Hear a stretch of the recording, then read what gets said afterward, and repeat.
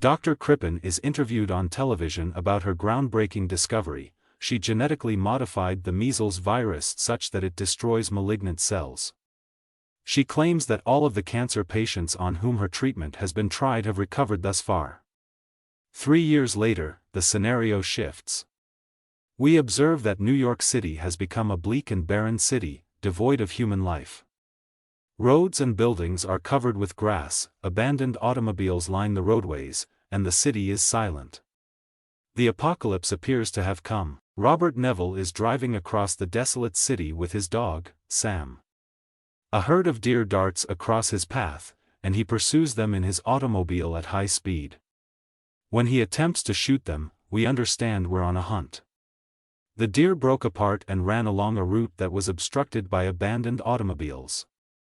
Neville is on foot, attempting to track down a deer.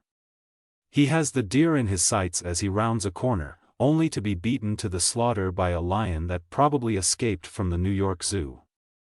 At this time, Robert's watch alarm goes off, and he walks away, bringing Sam with him.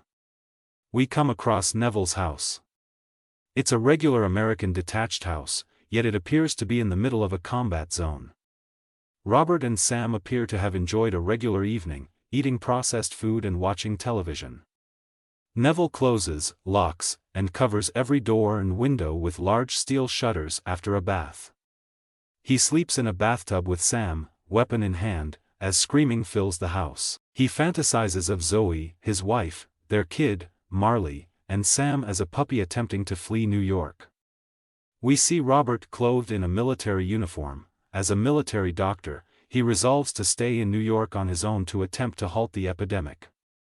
They inform Marley that they are going on vacation. The dream sequence is interrupted by Neville waking up to face his lonely reality once more. Robert exercises and walks down to the basement of his fortress-like house, where he keeps a modest yet high-tech laboratory.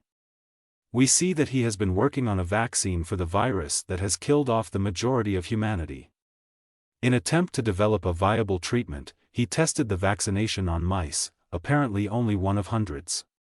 Except for one, all of the mice are quite hostile. Robert takes note of this mouse and determines that the substance in question is ready for human testing. Later, Robert visits a video rental business and converses with some mannequins he has set up, his sole interaction with the human form. He appears to have devised a game for himself in order to keep the craziness at bay. Later, while looking for supplies, he visits some adjacent condo flats and comes upon a room with a bed enclosed by plastic wrap and another room with 2 cribs. We can sense the sadness in his eyes as he mourns the death of loved ones. Later, we hear Neville's radio message, which is broadcast on all AM radio channels. It claims he's alive and will be waiting for other survivors at the bay's docks at noon every day. When Sam spots another deer, Robert and Sam go after it.